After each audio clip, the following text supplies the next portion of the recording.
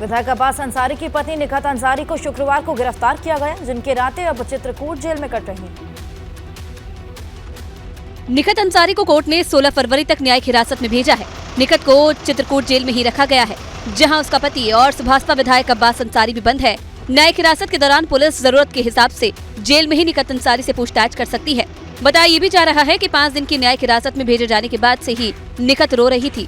वहीं राजीव कुमार सिंह ने चित्रकूट जेल का कार्यभार संभाल लिया है। सूत्र बताते हैं कि घटना को लेकर चिंतित डीजी जेल बहुत जल्द ही बड़े से लेकर छोटे कर्मचारियों को बदलने की तैयारी में है, जिसके बाद अब सूत्र बता रहे हैं कि डीजी जेल बहुत जल्द 1 से लेकर के 0 तक के, यानी कि छोटे से लेकर बड़े तक के एक कर्मचारी को भी बदलने की तैयारी में है। पति निखत अपने पति अब्बास अंसारी से मिलने के लिए पिछले कई दिन से रोजाना जेल जाती थी और शुक्रवार को जब वो जेल में मिलने पहुंची तो छापेमारी के दौरान उन्हें गिरफ्तार किया गया। जेल में निखत अपने पति के साथ कई घंटों तक अलग कमरे में रहती थी। अब्बास की पत्नी निखत के मोबाइल से लोगों को धमकी देने का भी आरोप है। FIR के मुताबिक अब्बास कई लोगों की हत्या की साजिश रच रहा था। श्री कृष्ण जन्मभूमि के विवाद को लेकर मथुरा में साधु संतों ने बड़ी बैठक की और इस दौरान साधु संतों ने श्री कृष्ण जन्मभूमि के अहम दस्तावेज सभी के सामने रखे।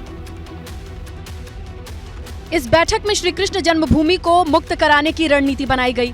न्यायिक प्रक्रिया के अलावा किस तरीके से श्री कृष्ण जन्मभूमि की जगह बनी शाही ईदगाह को हटाया जाए, इस पर संतों ने अपनी राय रखी। इस बैठक में मंदिर पक्ष के वकील महेंद्र प्रताप ने कोर्ट में पेश किए वो सारे सबूत सामने रख दिए जिन्हें वो कोर्ट में पेश कर चुके हैं, जिसमें सैकड़ों वर्ष पुराने कुछ सबूत भी दिखाए गए। और किस तरह से जिसको शाही ईदगाह मस्जिद कहा जाता है वो शाही ईदगाह मस्जिद हम उसे नहीं मानते, वो भगवान कृष्ण का असली गर्भगृह है। बैठक में मांग की गई कि जल्द से जल्द पूरी जमीन का मालिकाना हक श्री कृष्ण जन्मभूमि को सौंप दिया जाए।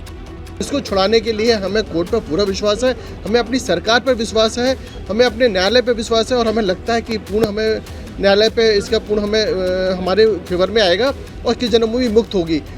श्री कृष्ण जन्म स्थान के पास 10.9 एकड़ जमीन का मालिकाना हक है, जबकि 2.5 एकड़ जमीन का मालिकाना हक शाही ईदगाह मस्जिद के पास है। हिंदू पक्ष शाही ईदगाह मस्जिद को अवैध तरीके से कब्जा करके बनाया गया ढांचा बताता है। जोशीमठ में ग्लेशियर खिसकने की खौफनाक तस्वीरें सामने आई हैं, जिसके बाद इलाके में हड़कंप मच गया। बर्फ से लदे पहाड़ों के बीच सफेद गुब्बार उठ रहा है, जो धीरे धीरे बढ़ता जा रहा है। बर्फ पानी की तरह नीचे आ रही है। तस्वीरें जोशीमठ के लामबगड़ की है, जहां ग्लेशियर का बड़ा हिस्सा टूट गया। ग्लेशियर का हिस्सा 400 मेगावाट की जल विद्युत परियोजना बैराज साइट पर टूटा है। बर्फीले तूफान को देखकर अफरा तफरी मच गई। एवलांच की तस्वीरें सिहरन पैदा कर रही है। दरअसल इन पहाड़ी इलाकों में बर्फबारी हो रही है।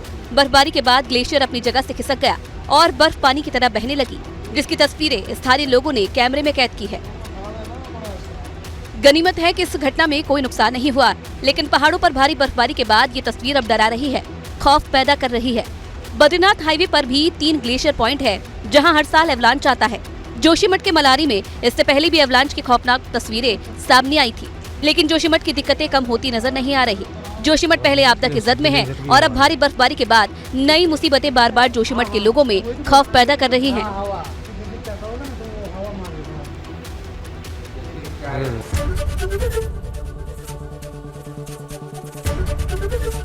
ABP गंगा, खबर आपकी, जुबान आपकी।